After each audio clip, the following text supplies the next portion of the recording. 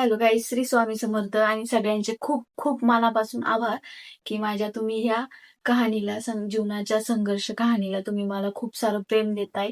त्याबद्दल मी तुमची खूप खूप ऋणी आहे आणि असंच प्रेम तुमचं माझ्या युट्यूब चॅनलवर आणि माझ्यावर राहू द्या, हीच मनापासून नम्र विनंती. तर चला, आपण आता मागचा जो पाठ झालाय त्याच्या पुढचं मी तुम्हाला सगळं सांगणार आहे. की मी आता तुम्हाला कालच्या पाठमध्ये सांगितलंय की त्याचं नाव काय आहे, तो कुठला होता, काय होतं ते सांगणार आहे मी तुम्हाला थोडक्यामध्ये. तर काही गोष्टी त्याचं मुळात म्हणजे पहिले नाव सांगून देते, म्हणजे पुढच्या गोष्टीवर सांगायला मी हे नाही. त्याचं नाव होतं संतोष शंकर कुटे. तो राहणार नेवासा, अहमदनगर जिल्ह्यामध्ये राहिला. नेवाशा माझ्या नगरपासून 1 तास पुढं रोड आहे, तिथं नेवाशामध्ये तो राहत होता. राहिला आहे म्हणजे आता सध्या तो तिथंच आहे, दुसरीकडे कुठे गेलेला नाहीये. आणि ते स्थळ माझं असं होतं की माझी जी आत्या होती, चुलत आत्या होती, तिच्या जावेचा मुलगा होता तो. कारण त्यांनी असं स्थळ आणलं होतं की पप्पांची बहीण म्हणून, बहिणीची हा पप्पांची बहीण, मग त्यांनी तसं स्थळ आणलं होतं नाही का त्याला. आणि मुळात म्हणजे मेन पॉइंट म्हणजे त्यांनी म्हणजे असं खास माझ्याशीच लग्न करायचं होतं त्याला, असं काय नाहीये. त्याच्या आधीच एका मुलीबरोबर अफेअर चालू होतं आणि ती पण माझी चुलत बहीणच होती. आणि तिच्या आई वडिलांनी तिचं शिक्षण चालू होतं, म्हणून तिच्या आई वडिलांनी त्यांचं आधी काहीतरी ठरलेलं होतं की त्या मुलीबरोबर लग्न करायचंय त्याला, असं तसं बरंच काय काय त्यांचं आधी ठरलं होतं. मला काय त्या गोष्टी मला नंतर माहिती झाल्या, मला ते काही समजलं नाही, कळलं म्हणजे माहिती नव्हतं मला. आणि त्यावेळेस ज्यावेळेस त्या मुलाचं म्हणजे त्याचं जेव्हा वय होतं आणि ती शिकत होती, तिचं वय थोडंसं कमी होतं. ह्यांचं इकडच्या लोकांचं म्हणणं होतं की तिच्या बरोबर लग्न साखरपुडा तरी करून ठेवायचा. मग जेव्हा हे तिच्या घरी सांगायला गेले, म्हणजे बोलायला गेले की बाबा आपण निदान एक नाही का नुसतं साखरपुडा म्हणून एंगेज करून ठेवूया आपण. तर त्यावेळेस तिच्या आई वडिलांनी साफ त्यांना नकार दिला की नाही, आणि नाही करायचं आमच्या मुलीचं तुमच्या बरोबर लग्न. आणि नाही म्हटल्यावर त्यांनी मग त्या रागा वैतागामध्ये त्यांनी ठरवलं की सुभाष मामाची, म्हणजे माझ्या वडिलांचं नाव सुभाष आहे, सुभाष मामांची मुलगी आहे, ती पुण्याला असतात, मग त्यांची मुलगी आहे लग्नाची. मग त्या मुलीला आपण मागणी घालून बघू किंवा त्या मुलीबरोबर लग्न करू. म्हणजे ह्यांनी काय केलं की ज्या मुलीबरोबर लग्न यांना करायचं होतं त्यांनी नकार दिल्यामुळं खुन्नस म्हणून त्यांनी माझ्या बरोबर लग्न ठरवलं. आणि जो लग्न ठरवणारा होता ना, तो माणूस माझ्या वडिलांचा सख्खा चुलत भाऊ होता. आणि त्यांना मला वाटतं त्याची परिस्थिती बरीचशी काय काय माहिती होता. आणि मुळात म्हणजे तो कामधंदा जे काही करत होता ना, ते खूप विचित्र कामधंदा होता. आता सांगणं योग्य आहे का नाही योग्य मला माहित नाही, पण मी ते तुम्हाला सांगणार आहे की काय काम करत होतं ते. मटक्याचं तुम्हाला माहिती असेल किंवा नाही मला माहित नाही, आता सध्या तर आहे चालू. पण त्यावेळेस ते मटका धंदा म्हणजे खूप सगळ्यात चांगल्या लेवलचा धंदा असं मानलं जात होतं, मला असं वाटतं. तर तो ते काम करत होता मटक्याचा धंदा, त्याच्यामध्ये त्याला इन्कम वगैरे भरपूर होता.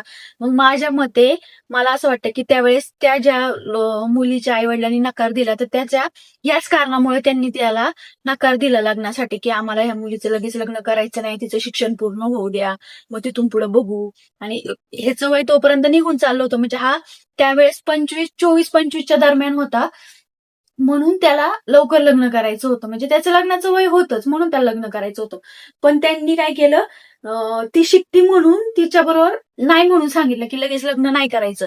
पण मला काय म्हणायचंय, जर स्वतःच्या भावाची पोरगी देता येत नाही सख्या, तर मग चुलत भावाच्या मुलीचं किंवा चुलत भावाचं घर तरी या माणसाने का दाखवायचं होतं. जर एखाद्या गोष्टीबद्दल किंवा एखाद्या व्यक्तीबद्दल आपल्याला जर सगळी पुरेपूर माहिती असेल,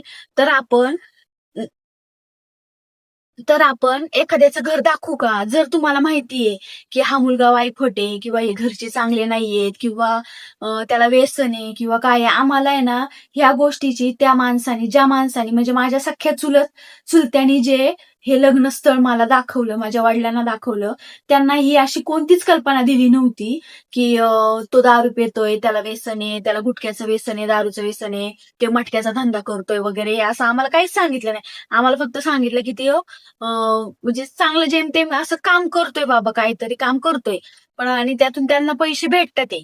एवढंच सांगितलं आम्हाला की ऑफिसमध्ये कामाला आहे असं सांगितलं.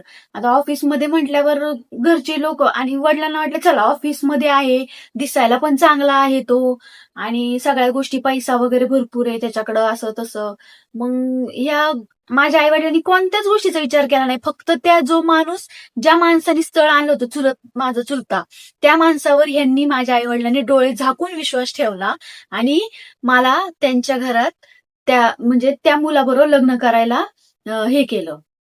पण माझं म्हणणं होतं की त्यावेळेस जर त्या माणसाने जर सगळ्या गोष्टी आम्हाला सांगितल्या असत्या किंवा काही गोष्टी खुलासा केला असता तर आम्ही ते लग्न केलंच नसतं आणि आज माझ्यावर जी काही परिस्थिती ओढवलेली आहे ना, मी फक्त त्याच माणसाला जबाबदार धरते.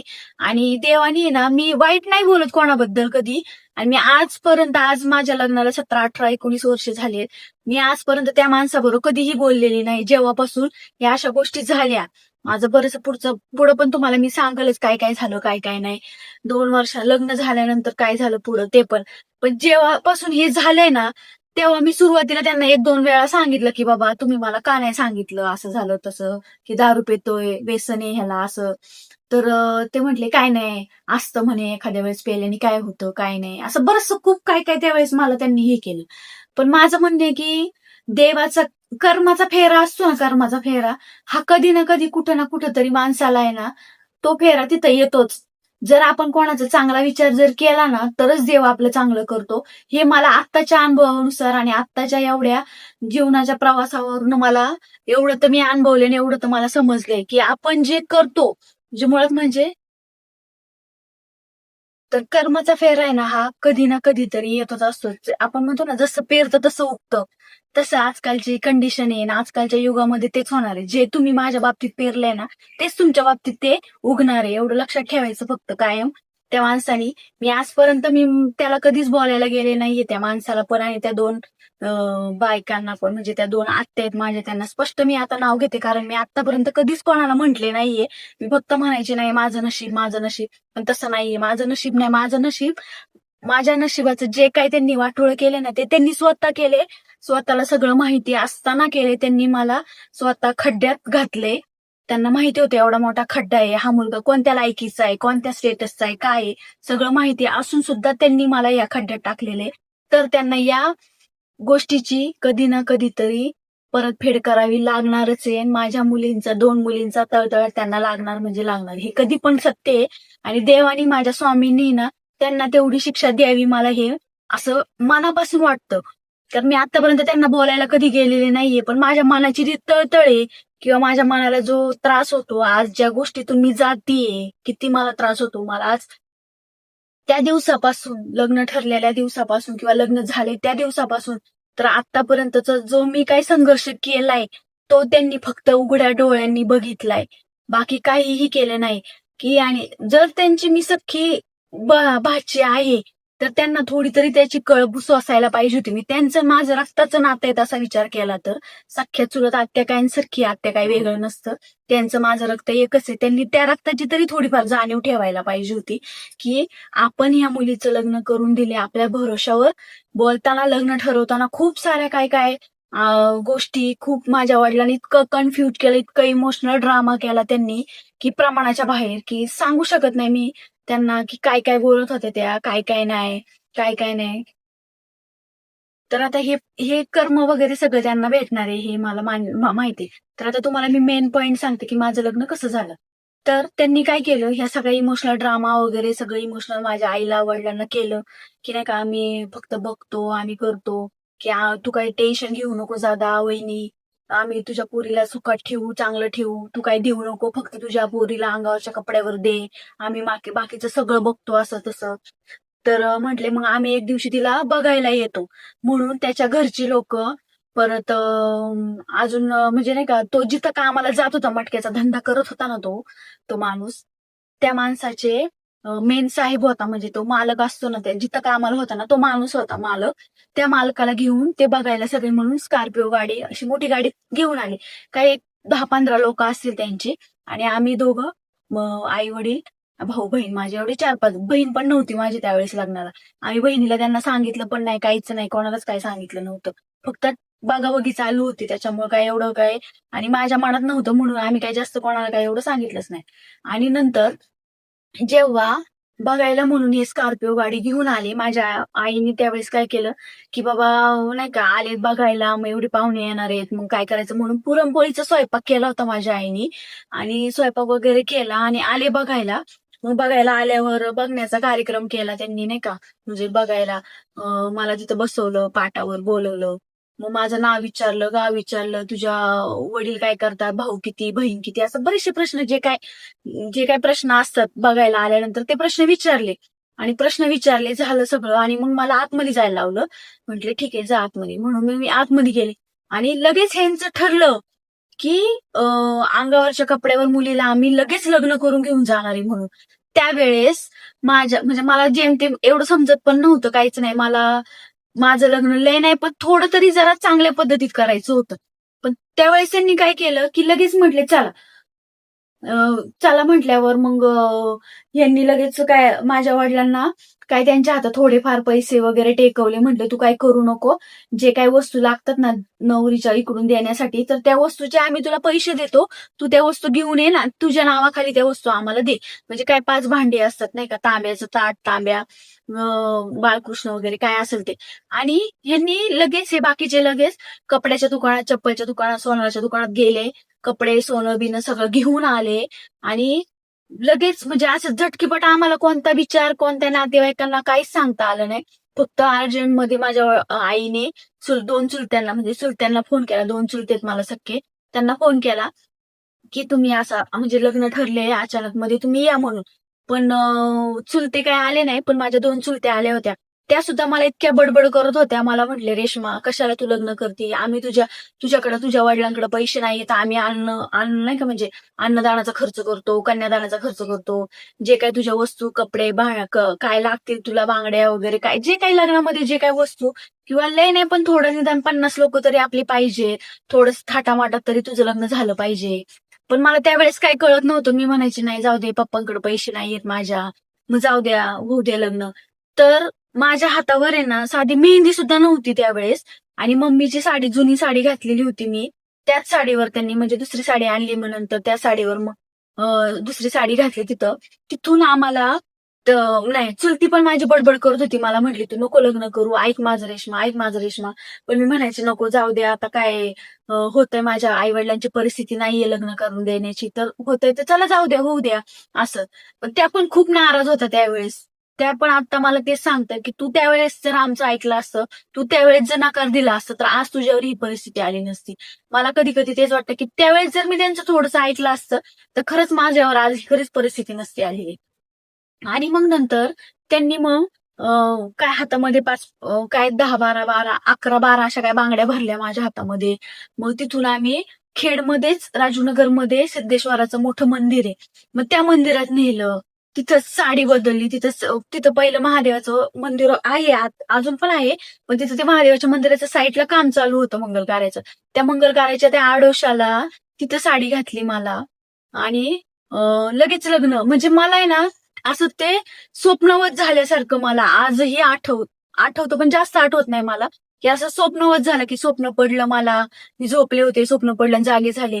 कधी कधी नाही का काय होतं, काय काय स्वप्न आठवत नाहीत आपल्याला, तसं माझं लग्न मलाच आठवत नाही, व्यवस्थितरित्या आठवत नाही. कारण का त्या लग्नामध्ये फोटो नाही, काहीच नाही, एकही फोटो नाही आज माझ्या लग्नाचा, प्रूफ म्हणून सुद्धा फोटो नाहीये किंवा काहीच नाहीये. आणि मग त्यांनी घरातलीच हळद लावली मला, तिथं घरामध्येच तिथं हळद लावली, तिथून घराबाहेर आलो.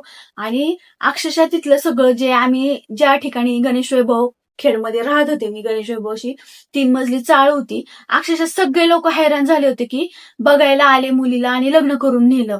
म्हणजे सगळ्यांच्या दृष्टिकोनातून असं वाटत खूप छान झालं बाबा, किती नशीबवान मुलगी, की बघायला आले लगेच लग्न करून चालवलं हिला, असं तसं. पण त्यावेळेस मनामध्ये माझ्या खूप धाकधूक होती की बाबा हे चुकीचं आहे का बरोबर आहे, काय आहे, कसं आहे. पण एक असं वाटायचं की बाबा चला, आई वडिलांची परिस्थिती नाहीये आपल्या, तर मग चला होतंय, चांगलं झालंय, होईल चांगलं बाबा आपलं. पण त्या दिवसापासून बाशिंग माझं सुटलं. आणि दुसऱ्या दिवसापासून त्यांचे जे काही तमाशे, जे काही राडे, जे काही काय काय चालू झालं, ते सांगण्याच्या पलीकडे आहे. ते पण मी तुम्हाला सांगणारच आहे. काही जरी झालं तरी ते तुम्हाला ऐकावंच लागेल आणि ऐकाच तुम्ही, की काय काय राडे केले यांनी माझ्या भोवती. लग्न केलं. लग्नाच्या दिवशी सुद्धा हा माणूस पिलेला होता. म्हणजे त्यावेळेस मला एवढं कळत नव्हतं, पण त्याच्यात थोडंफार जास्त नाही, पण आता माझे वडील पेत होते म्हणून मला समजत होतं. पण त्यातल्या त्यात असं वाटायचं नाही बाबा, आता यंग माणूस आहे म्हटल्यावर होत असेल किंवा वाटत असेल, असं दिसत असेल संध्याकाळची वेळ किंवा काय. हा माणूस मला जेव्हा आम्ही लग्न करून झालं, तेव्हा गाडीत घेऊन गेला ना, मोठ्या जी गाडी होती, त्याच्या मित्राची गाडी त्यांनी बोलवली होती, फोर व्हीलर तिकडून परत. जेव्हा लग्न ठरायचं झालं ना त्यांचं, त्यांनी तिकडून बोलवलंय. 2 तासात का 3 तासामध्ये, 2 तासामध्ये 7-8 वाजेपर्यंत ती लोक परत इथं आली दुसरी, त्यांचे मित्र वगैरे. आल्यानंतर मग त्यांनी ज्या गाडीत फोर व्हीलर मध्ये मला नेलं होतं, ती गाडी त्यांनी शिक्रापूर नाही, सॉरी, संगमनेर साईडला का शिक्रापूर साईडला कुठेतरी, त्या साईडला कोणत्या तरी गेलो होतो आम्ही, एक साईड मला एवढं आठवत नाही.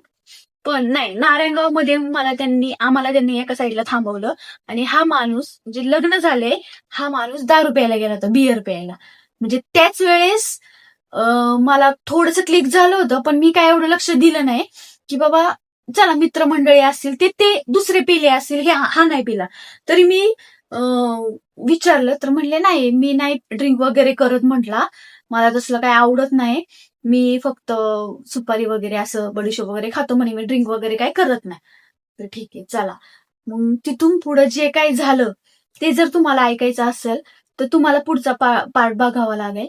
मी पुढच्या पार्टमध्ये परत, हा व्हिडिओ खूप मोठा होतोय त्याच्यामुळे तुम्हाला मी पुढच्या पार्टमध्ये सांगते.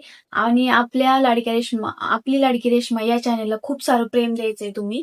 आणि कसा वाटला हा पार्ट तुम्हाला, ते पण मला कमेंटमध्ये सांगायचंय, कारण तुमचं भरभरून प्रेम मला येतच आहे. पण त्यातल्या त्यात भरपूर कमेंट करा, त्या कमेंटवर सुद्धा मी सगळ्यांना रिप्लाय देण्याचा प्रयत्न करणार आहे. आणि जे काही तुम्हाला, आणि हे काही खोटं नाहीये, हे सगळं रिअल मध्ये माझ्या आयुष्यात घडलेलं आहे, तेच मी तुम्हाला सांगतेय. ते पण तुमच्या ह्याच्यानुसार, तुम्ही जे मला म्हटले की बाबा तू सांग तुझी कहाणी काय आहे काय नाही, म्हणून मी सांगायला सुरुवात केलेली आहे. तर कसा वाटला ब्लॉग हा तुम्हाला कमेंटमध्ये मला नक्की सांग. धन्यवाद.